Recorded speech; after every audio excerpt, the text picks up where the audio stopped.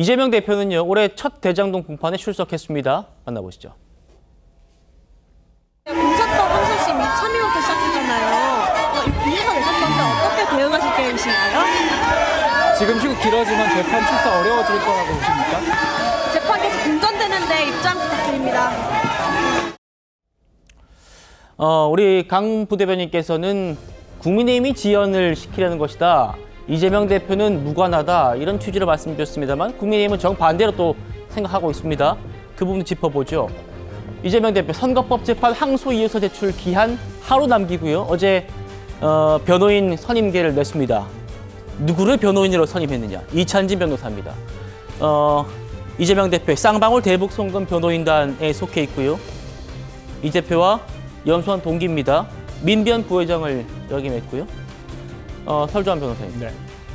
일단 선거법 사건 그동안 계속 국선 변호인이 선임되어 있었는데 야당 대표의 선거법 사건을 국선이 하는 그런 일은 피했습니다. 어쨌든 어떻게 네. 평가하십니까?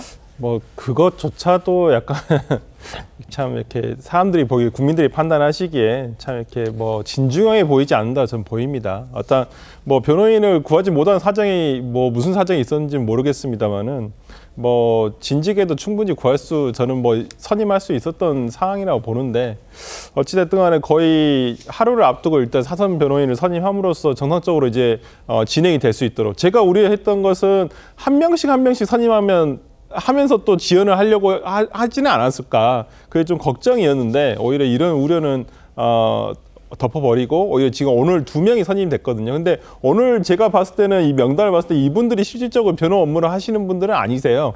일단 더 제가 봤을 때는 변호인이 선임될 것으로 예상을 하고요. 그렇군요. 아마 그분들이 한 2-3분 정도 더 아마 선임이 될 걸 예상을 하고 아마 이분들이 이제 항소 이유서라든지 이런 부분들을 아마 제출하고 절차적인 면을 진행하기 위해서 아마 선임계를 제출하신 걸로 보입니다. 예. 자, 제가 정리해드리죠. 지금 서로 재판, 탄핵 심판 연기하려고 하는 것 아닌가 이렇게 하기 때문에 타임 스케줄을 정리하면 이겁니다. 633 원칙에 따르면 이재명 대표의 선거법 재판은 4월 또는 5월 정도에는 대법원 판결까지 나와야 하는 그런 상황입니다. 대통령 탄핵 심판은요, 180일이 시한이기 때문에 6월 11일 이전엔 나와야 되는 상황입니다. 약 한 달 정도의 시차가 있는데 친명 좌장으로 불리는 정성호 의원이 오늘 이 말을 한 게 의미심장합니다. 들어보시죠.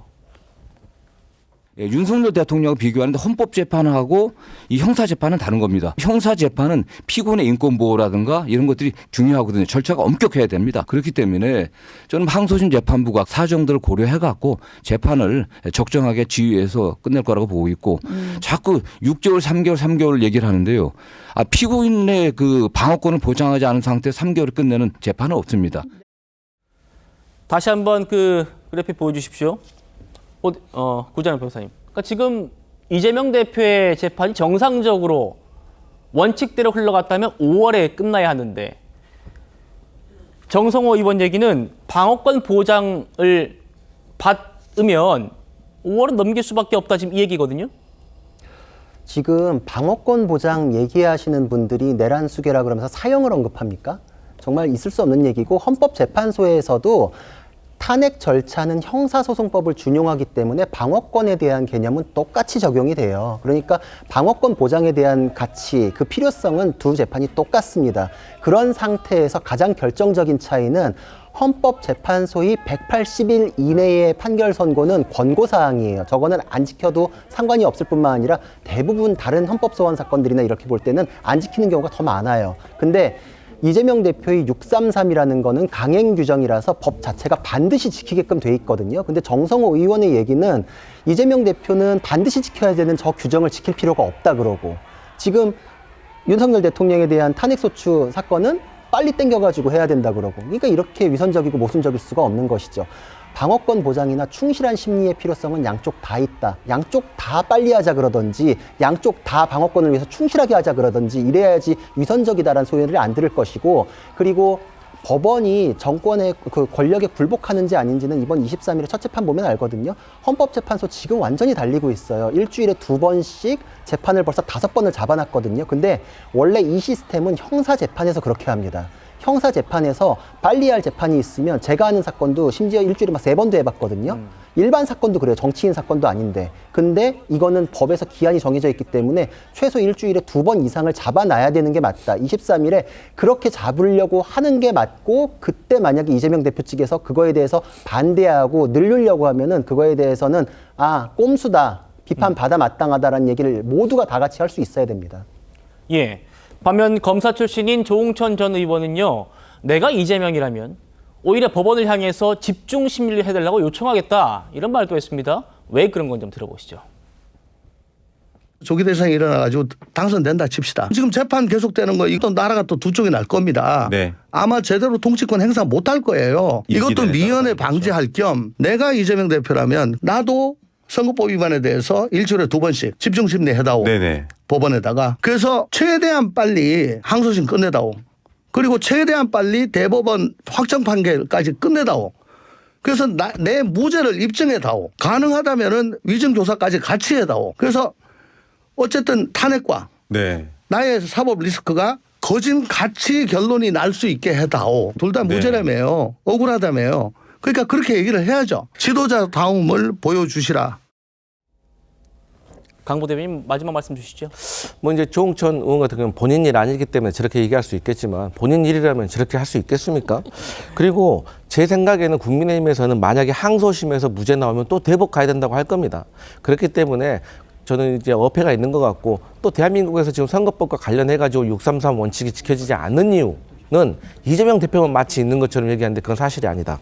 그리고 윤석열 대통령의 탄핵 심사에는 결정적인 변수가 하나 있습니다. 4월 18일에 헌법재판관 2명이 임기가 종료되는 겁니다. 그렇죠. 그렇기 때문에 그 전에 끝내야 되는 겁니다. 이재명 대표와 관련된 재판부는 컴퓨터가 랜덤으로 돌려서 누가 할 수 있는 거지만 헌법재판관은 그런 상황이 아닙니다. 그리고 이번에 2명이 그만두는 헌법재판관은 대통령의 추천 모신 겁니다. 그렇기 때문에 상황이 다르다는 점을 알려드리고, 다시 한번 말씀드리지만 이재명의 대표는 이재명 재판부에서 알아서 최대한 빨리 제대로 하는 것이고, 또 윤석열 대통령에 관련된 탄핵 심사도 빠른 것도 중요하지만 저도 정확한 게 중요하다, 이런 입장이지만 4월 18일을 넘기는 것은 좀 부적절해 보인다, 이런 부대변인 입장입니다. 말씀 주실 게 있으신가요? 지금 4월 18일 얘기는 헌법재판관 2분이 퇴임하는 건데, 퇴임 전에 무조건 해야 된다, 이런 또 규정은 또 없는 거잖아요. 그러니까 방어권이 당연히 보장돼야죠. 중요하죠. 근데 법 안에서 해야 되는 것이지 않습니까? 근데 지금 정성호 의원님 말씀은 법을 어기고 방어권을 보장하라는 것이지 않습니까? 근데 저희 일관되게 저렇게 하지 않습니까? 법사위로 판사까지 불러가지고 전현희 의원이 재판부 바꿔달라, 그 규정이 없습니다, 그렇게 할 수 없습니다, 법에 그렇게 돼 있습니다라고 하니까 그때 뭐라고 얘기하는지 저 이제 들었거든요. 제가 그건 아는데요, 그래도 좀 해주세요. 이거예요. 일관되게 그냥 초법적인 존재니까, 자신들의 대표는 자기 당 안에서 초법적인 존재니까 나라에서도 초법적인 존재를 만들어 주십시오, 이렇게 때를 쓰는 것이지 않습니까? 그게 통하면 우리나라 법治국가입니까?